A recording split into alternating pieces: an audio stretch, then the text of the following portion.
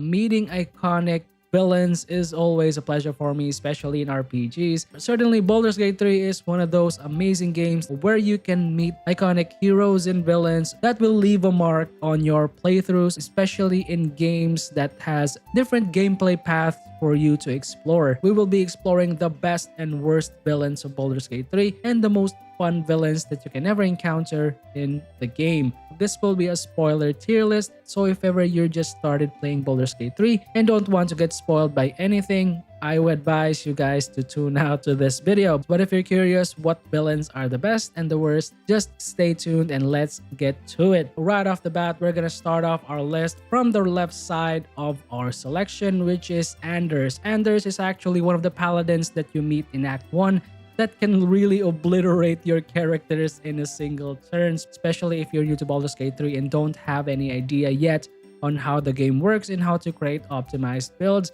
This guy isn't just an absolute pain to play with. Lore-wise, Anders in the Fake Paladin has a really nice relation to Karlach's storyline, so I highly advise you grab Karlach before taking on Anders to get more out of your dialogues. Next up will be one of the most hated characters in Baldur's Gate 3, especially for the community, that is Aradin. Every time you interact with him, he always has a pun or maybe has an insult for you, and his storyline isn't that good. There is no good outcome with this annoying NPC. There is a reason that he is among the top of the worst characters they can ever meet, and most likely everybody will just kill him off, especially in Act 1. After that is Ansur the Dracolith, the legendary dragon of Baldur's Gate. I will be putting him up as one of the most likable villains in the game. Ansur is just an absolute bro. He was there until the end, and unfortunately something bad happened to him. One of the best optional fights in the game and a really good tribute to the legendary dragon.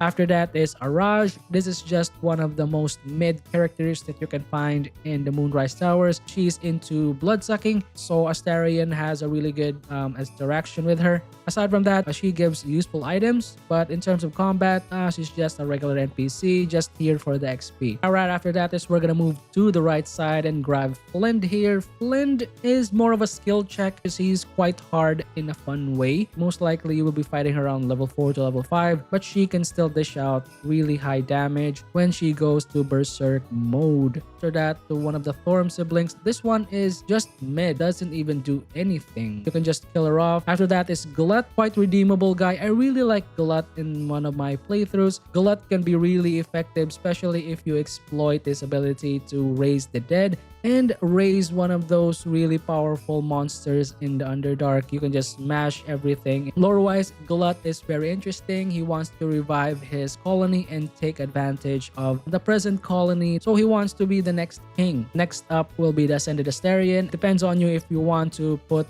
Astarion into his Ascended version. Is really powerful because of his additional necrotic damage baseline as an Ascended vampire.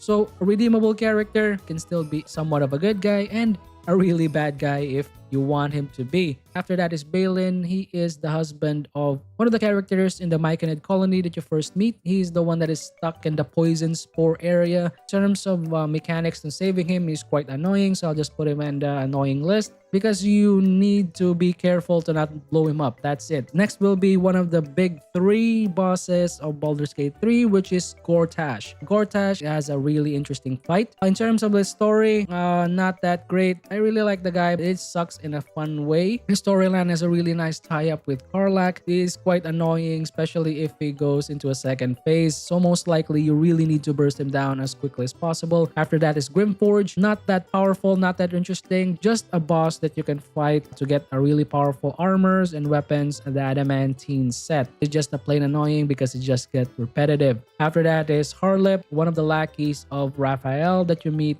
in the House of Hope. I really don't know much about this guy. Next one is Cazador. Cazador is one of the most hated characters in Baldur's Gate 3, especially in the community.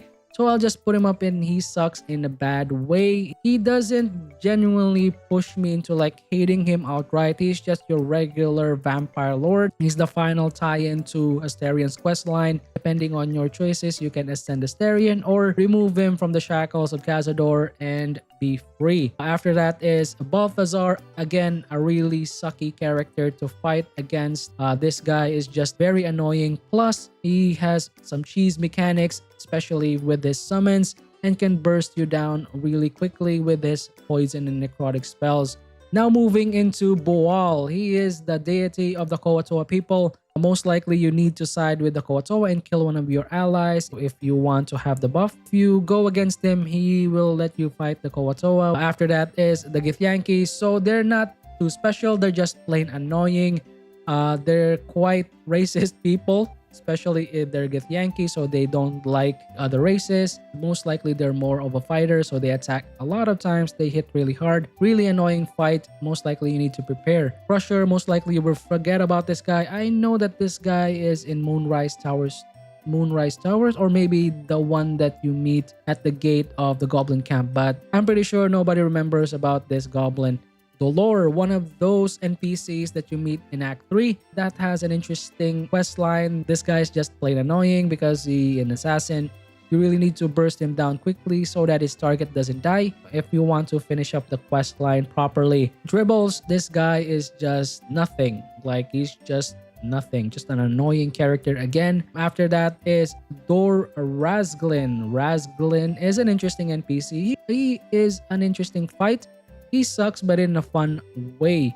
He's a fun fight because he's powerful. He's the first actual boss that gives you a challenge, which also uses different illithid powers like the Repulsor. After that is Cressa. I just forgot about this character. I really don't know her that much. The only thing that I know her is you can find her in the Moonrise Towers, and that's it. Just forget about her. Same as Lincella, she is also part of the characters in the Moonrise Tower. She's responsible for training the gnolls that you most likely fought in Act 1, but the fight is just really mid. We're gonna move into the charismatic lump, the Enlightened. This guy is just really cool.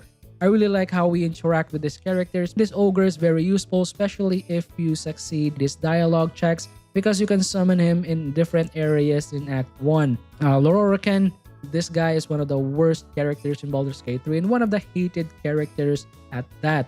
I'll also be putting him up to one of the hated characters because he exploits Lorolin, he exploits the mercenaries. He's the one that is responsible for sending Aridin to you and looking for the Night Song. He's just an overall bad guy. The only good thing that I can say about this guy is his area has one of the most powerful staves in the game, so that's gonna be really good for spellcasters. Now moving into the left side, once again we're gonna take Fake Jaheira, just here for the XP. This doppelganger is responsible for brainwashing Minx when the first time you meet him. Bezerk, most likely part of just XP farmers here. You meet him in the Moonrise Towers. He's one of the goblins that threw that axe to Ketheric Thorm, and you just forget about him because most likely he's going to die. After that is we're gonna get Ascended Gale. I really like Ascended Gale. He still retains his charismatic galeness aside from him being a god. Again, same as Ascended Asterion. He can still be a good guy and a really bad guy depending on your choices. Godi is a really cool skeleton that really tried to take shots on Asterion every single time he can. He's the one that tortures Asterion a lot when he was still young. So after that is Merkel, not too powerful, just the deity of Ketheric Thorm. So I'll just put him up to just here for the XP because most likely you'll be finishing up this boss after Ketheric transforms to his second form. After that is Mystic Carrion. This guy is quite redeemable. He's just there to mind his business. I know he's a necromancer and does a lot of bad stuff, especially he cursed one of the characters that you need to finish up in Act 3.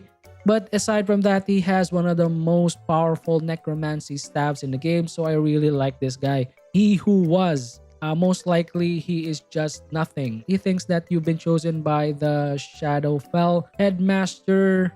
This guy is just nothing. Don't actually remember him that much, but he is the herdmaster from the Moonrise Towers. After that is Oleden. She is the leader of the Shadow Druid that is conspiring with Kaga. Yeah, I'll just put her plain annoying because of the quest line 3 just to finish up that storyline with Kaga. Shore, Shadowheart, same as actually Asterion for me.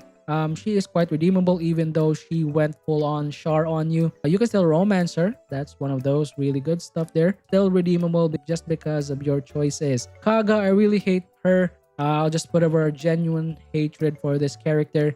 She tried to threaten a child. Most likely, other people will not like this character. After that is Raphael, one of the best villains. He is the perfect example of a Disney villain in Baldur's Gate 3. Where can you find a villain that has their own background music when you fight him in the House of Hope? It is just epic, man. Absolutely epic. I really wanted to cheer on Raphael and give him the benefit of the doubt. I thought that he was a good guy. But as all devils, they try to manipulate your emotions, and most likely he will try to backstab you to get whatever he wants. Soon after that is Roa. She just sucks and she is a backstabber. Most likely you just need to kill her in Act 1 to not be bothered by her questline in Act 3. Spider-Man, he's just there for XP. He has some special abilities in honor mode, but aside from that, I just forgot about this guy. Here's a character that is not forgettable at all and one of the best well-made backstories ever in RPGs. Ketheric Thorm, dude, an absolute beast of a man. Like, he is him. One-man army, a hero among heroes before he fell into the darkness just to sacrifice himself for the sake of his daughter and his family. He will sacrifice his happiness just for the happiness of others. Honestly, on my first playthrough, I thought that we will be bringing Ketheric along as one of our party members, or maybe just one of the good guys in general to help us out in our quest. But lo and behold, he just accepted his fate, died like an absolute god. After that is another Githyanki. I forgot about this Githyanki, so I'll just put her in XP. Most likely you will be meeting her again in the monastery. Another really interesting character is Corilla. She is the number 2 lackey of Raphael, and she also follows you around, especially in different acts. So she is like the spy character. Malus Thorm. Malus Thorm is an interesting character. He is quite redeemable. Just like a doctor, he's surgical, wants to get answers, but in a messed up way. This guy is quite interesting, especially if you're going to be fighting him in honor mode. He has a unique ability to pull you to his side and just rip you to shreds. But aside from that, this story, really nice introduction to this character operating on one of those guys that he just caught. Now for Marcus, this guy's a former Harper. He's the one that was tasked by Ketheric to abduct his daughter, and he's quite annoying. This guy is annoying fight. If you can't beat this guy, there's a lot of bad things that's gonna happen to you. Most likely, it is not gonna be fun. Minthara, I really like her. She is actually quite redeemable. Not a villain in my case.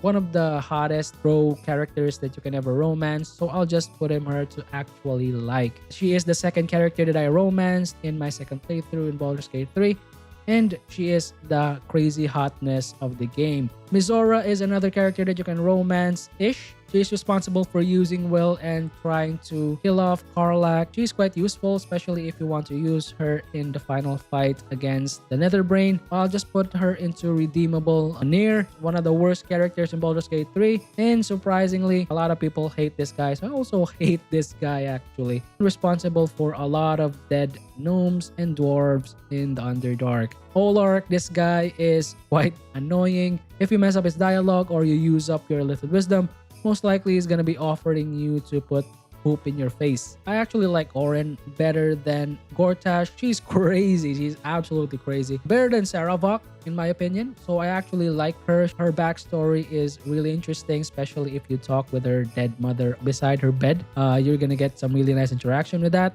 Priestess Glut. Not an interesting character, just an annoying character. You meet her and she wants to force the brand on you.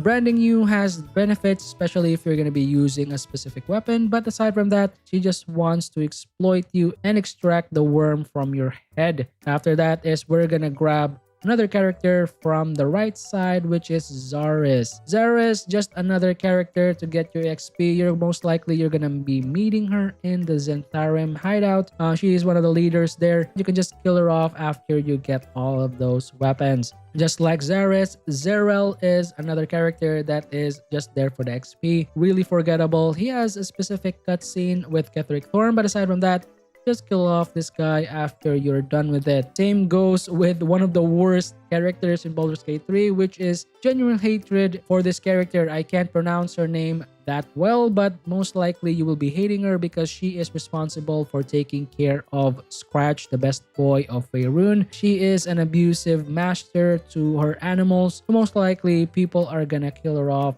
quite easily. After that is Saravok. Saravok, an interesting character, man. It's sucky because he's really powerful. He is one of those really unique necrotic paladins that has different abilities. After that is Saza. I like Saza. She is redeemable. You meet her in Act 1 when she is in prison in the Tiefling camp, and she can help you out entering the goblins. You also meet her in Act 2 in the Moonrise Tower, which is really fun. After that is the Dark Urge, one of the best villains in Baldur's Gate 3. The Dark Urge is a villain because you can actually become the ultimate villain and be the Dark Lord that you want to be. Mistra, she's just plain annoying. He wants Gale to blow himself up and sacrifice himself for her pleasure. After that is we're gonna grab Shar, just another annoying character you won't miss. Auntie Ethel, she sucks in a fun way. Her fight is quite challenging, especially in her first playthrough. She multiplies herself into different clones and deals damage. She also has a really nice tie-up with some NPCs in Act 3.